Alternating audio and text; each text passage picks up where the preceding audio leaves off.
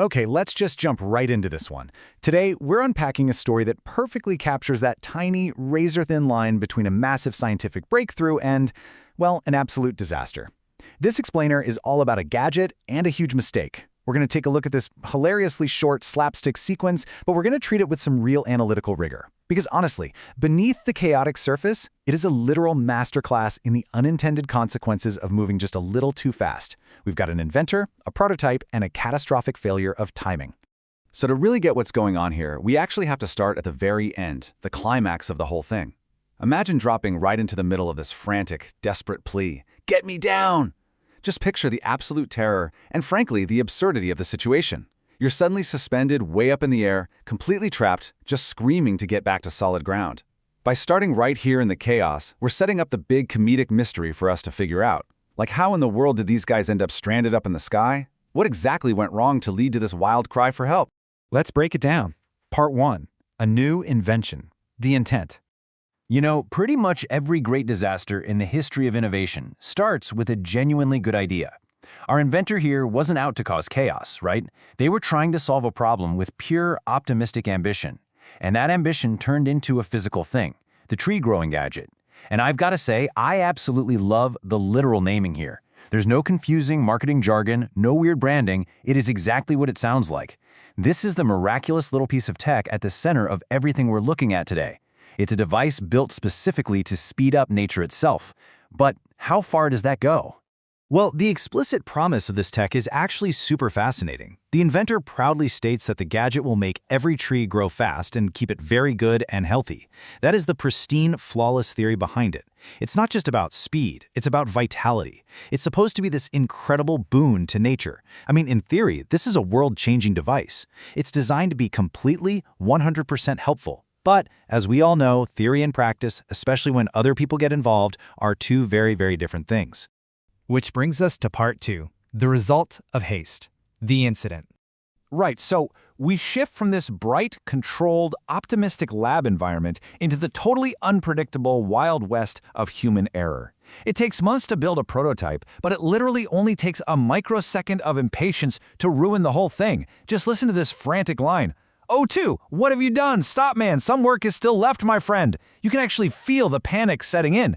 O2, who we can guess is a somewhat overeager buddy or assistant, has completely bypassed all the safety protocols. The inventor is standing there watching his life's work get deployed prematurely. And "some work is still left" has got to be the most terrifying phrase an engineer can ever say right as a machine is turning on. It basically means, hey, I haven't installed the safety switches yet. It's that horrifying realization that they've entirely lost control. Okay, let's look at how fast this actually escalated. Here is the rapid-fire timeline. Step 1, the gadget is created. Boom, we have our invention. Step 2, premature activation. O2 touches the device way before the final calibrations are done. And then step 3, instant giant tree. The escalation here is just mind-boggling. It took mere seconds to go from a safe, contained demonstration to an overwhelming biological explosion. The gadget didn't just make a tree grow a little bit faster. It grew a massive tree instantly, right underneath them. The sheer vertical speed of that growth is exactly what trapped them. And now, part 3, friends in trouble, the aftermath. So the dust has finally settled. The crazy instantaneous hypergrowth has stopped, and now they just have to deal with the fallout. The sheer panic starts to fade into this weird, bewildered realization of their new reality, stuck way up high above the earth. And you've got to focus on this one specific quote. "Look there, your gadget is working perfectly." Honestly, this might be the most brilliantly funny line in the whole explainer. Imagine saying that completely deadpan while stranded in the canopy of a giant tree. It points out this incredible irony. The science didn't actually fail. At all. The gadget did exactly what it was built to do. Grow a tree rapidly and robustly. The machine was a total success. It was just the human timing that completely failed. It is the ultimate silver lining, delivered at literally the worst possible moment. This contrast perfectly illustrates the core conflict of the whole story. On one hand, we have the intended reality. We'll make the tree grow fast and keep it healthy. You know, a beautifully controlled, super helpful vision. And we contrast that against the actual reality they are currently living. How did we climb on top of such a big tree? Putting these two things side by side really highlights the massive gap between theory and execution.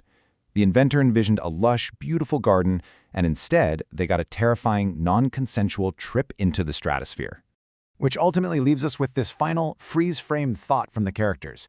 How did we climb on top of such a big tree? The sheer speed of the tree's growth was so violent, so immediate, that their brains literally haven't even processed the physics of what just happened. They didn't climb it. The earth just erupted right beneath them and carried them into the sky. And honestly, it really makes you wonder. As our own real-world tech gets faster and significantly more powerful, are we giving ourselves enough time to install the safety switches? Or are we all just one button press away from being launched into the stratosphere ourselves? Something to think about.